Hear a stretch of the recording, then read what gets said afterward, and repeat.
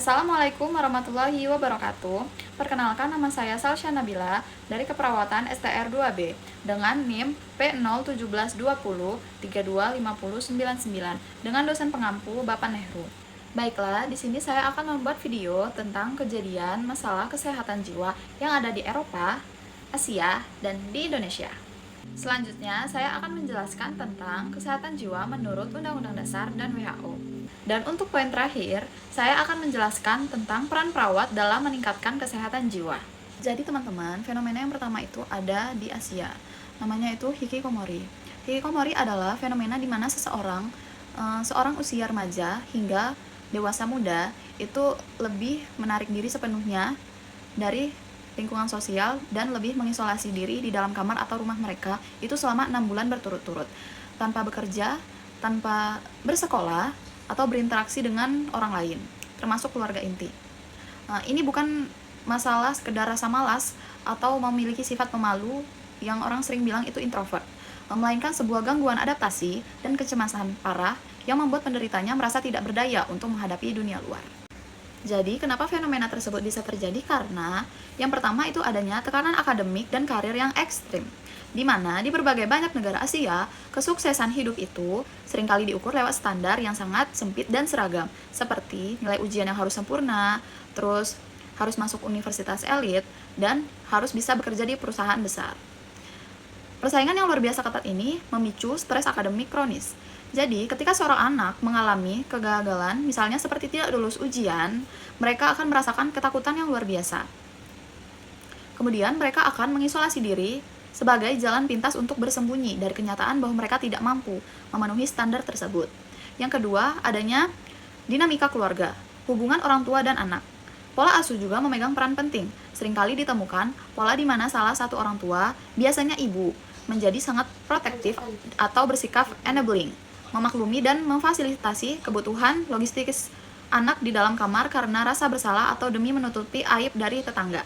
Sementara itu, komunikasi di dalam rumah sangat kaku sehingga anak tidak tahu bagaimana cara mengekspresikan stres mereka secara sehat. Yang ketiga ada pelarian ke dunia digital. Kehadiran internet, game online, dan media sosial memperparah kondisi ini.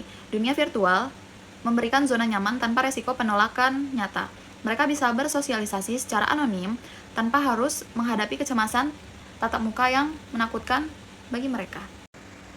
Selanjutnya, ada fenomena kesehatan jiwa yang ada di Eropa, di mana ada masalah kesehatan jiwa yang sangat masif berkaitan dengan dunia kerja, yaitu burnout syndrome atau sindrom kelelahan kronis. Meskipun burnout bisa terjadi di mana saja, isu ini telah menjadi krisis kesehatan mental dan perhatian nasional yang sangat serius di berbagai negara. Misalnya ada di Jerman, Prancis, dan Belgia.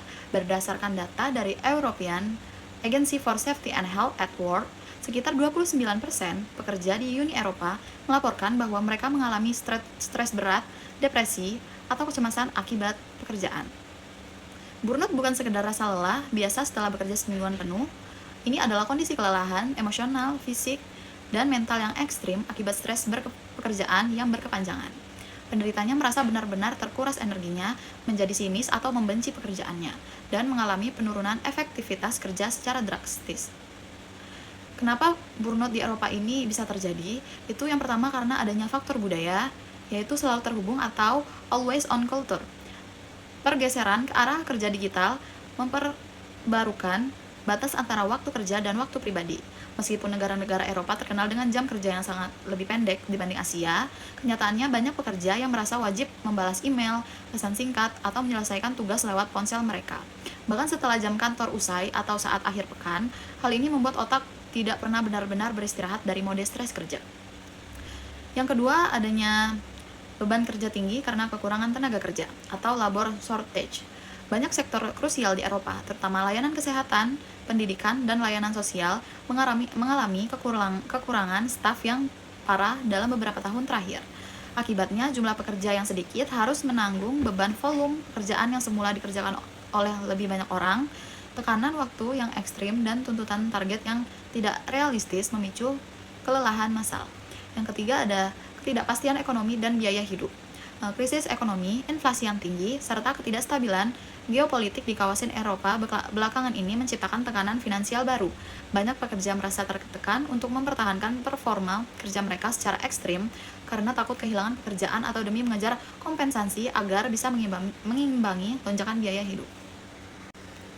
Baiklah, selanjutnya ada masalah kesehatan jiwa yang ada di Indonesia yang sangat memprihatinkan dan menjadi sorotan nasional adalah pemasungan terhadap ODGJ yang secara medis paling sering dialami oleh penderita skizofrenia berat. Meskipun pemerintah telah merencanakan program Indonesia Bebas Pasung, praktik ini masih terus terjadi di berbagai daerah. Jadi, pemasungan adalah tindakan mengisolasi atau mengikat kaki, tangan dengan rantai atau tali, atau mengurung ODGJ tersebut di dalam ruangan sempit atau kandang yang tidak layak dalam jangka waktu berbulan-bulan bahkan bertahun-tahun. Pemasungan ini bukan hanya memperparah gangguan jiwa yang dialami seperti halusinasi dan delusi, tetapi juga menyebabkan degradasi fisik yang luar biasa, mulai dari atrofi otot atau otot mengecil hingga lumpuh, hingga infeksi kulit yang sangat parah. Mengapa hal ini bisa terjadi? Karena yang pertama adanya kuatnya stigma, mitos, dan kepercayaan supranatural. Di banyak komunitas masyarakat Indonesia, terutama di area rural atau pedesaan, gangguan jiwa berat seperti skizofrenia seringkali tidak dipandang sebagai penyakit medis. ODGJ kerap dicap terkena guna-guna, santet, kutukan, kesurupan roh jahat, atau akibat kurangnya iman dan ibadah. Akibat cara pandang ini, langkah pertama yang diambil keluarga itu biasanya bukan membawa pasien ke dokter spesialis atau kedokteran jiwa, atau psikiater, melainkan mereka akan membawa ODGJ tersebut atau pasien dengan gangguan kejiwaan tersebut itu ke dukun atau ahli alternatif. Ketika kondisi pasien justru memburuk dan menunjukkan perilaku agresif atau mengamuk, keluarga mengambil jalan pintas, yaitu dengan memasung pasien tersebut karena mereka ketakutan. Selanjutnya ada yang kedua, keterbatasan ekonomi dan beban finansial keluarga. Merawat anggota keluarga dengan gangguan jiwa berat membutuhkan biaya dan energi yang cukup besar. Meskipun adanya BPJS Kesehatan yang menanggung biaya pengobatan, biaya transportasi dari desa ke rumah sakit daerah seringkali tidak terjangkau bagi keluarga miskin. Selain itu, obat-obatan antipsikotik untuk skizofrenia harus diminum secara rutin seumur hidup. Ketika obat tersebut habis atau puskesmas tersebut tidak menyediakan stok obat dan pasiennya kambuh, karena keluarga harus bekerja untuk menyambung hidup, maka dari itu, dengan menjaga pasien agar yang kambuh ini, mereka terpaksa memasungnya agar tidak membahayakan diri sendiri ataupun orang lain.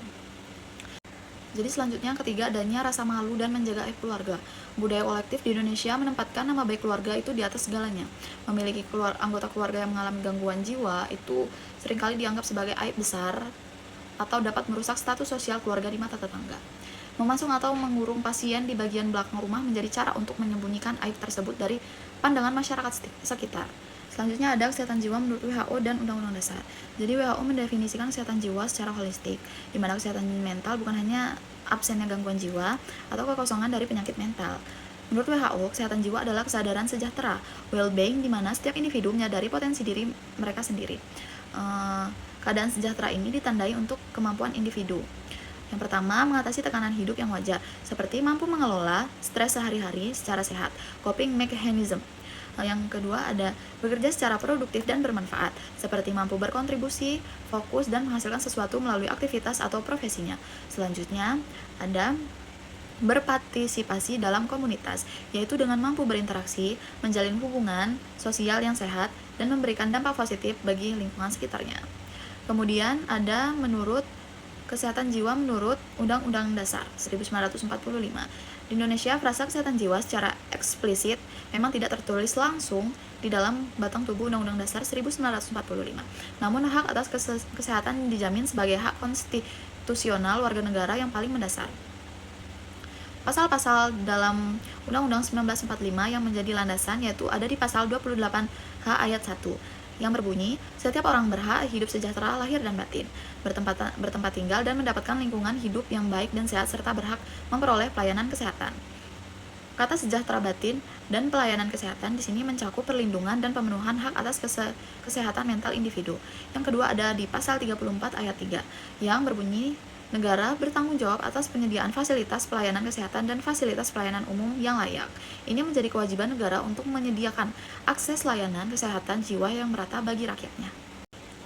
Poin terakhir yaitu adalah peran perawat dalam meningkatkan kesehatan jiwa, di mana perawat memiliki peran yang sangat krusial dalam sistem kesehatan jiwa karena mereka adalah tenaga medis yang paling sering dan paling lama berinteraksi dengan pasien maupun keluarganya.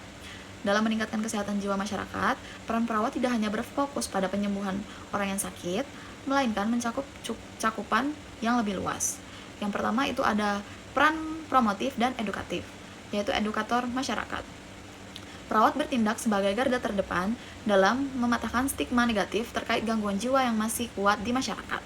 Edukasi stigma yaitu memberikan pemahaman kepada masyarakat terutama di puskesmas atau komunitas bahwa gangguan jiwa adalah penyakit medis yang bisa diobati, bukan karena guna-guna atau kurang iman. Ya, kampanye kesehatan mental itu dengan mengajarkan manajemen stres dan cara menjaga regulasi emosi yang sehat. Dan pentingnya kesejahteraan batin, well-being kepada remaja, pekerja maupun lansia. Yang kedua adalah peran preventif atau deteksi dini dan pencegahan. Sebelum masalah kejiwaan berkembang menjadi gangguan jiwa berat atau skizofrenia atau depresi mayor, perawat berperan dalam melakukan screening awal, yaitu screening di fasilitas kesehatan primer. Dengan melakukan penilaian awal psikologis pada pasien yang datang ke puskesmas atau rumah sakit umum dengan gejala psikosomatis atau keluhan fisik seperti mah atau pusing yang sebenarnya dipicu oleh stres, kemudian dengan mengidentifikasi kelompok rentan dengan memberikan perhatian khusus pada kelompok berisiko tinggi mengalami masalah kesehatan jiwa ODMK seperti korban perundungan bullying, ibu pasca melahirkan, postpartum depression atau lansia yang hidup sebatang kara. Selanjutnya ada peran kuratif, yaitu asuhan keperawatan jiwa. Ketika menangani pasien yang sudah terdiagnosa gangguan jiwa atau ODGJ, baik di rumah sakit jiwa, RSJ, maupun bangsal umum, perawat menjalankan fungsi klinis. Yang pertama adalah manajemen terapi obat, dengan memastikan pasien meminum obat antipsikotik atau antidepresan secara teratur dan memantau efek samping obat tersebut. Yang kedua ada terapi modalitas, itu dengan melakukan terapi komunikasi terapeutik, terapi aktivitas kelompok, dan membantu pasien mengontrol halusinasi atau perilaku agresif mereka dengan cara yang aman dan manusiawi tanpa kekerasan. Selanjutnya ada peran rehabilitatif, yaitu pemulihan dan reintegrasi sosial. Perawat membantu pasien yang sudah stabil untuk dapat kembali berfungsi di tengah masyarakat dan mencegah kekambuhan atau relapse. Kemudian yang terakhir ada peran advokator atau pelindung hak pasien.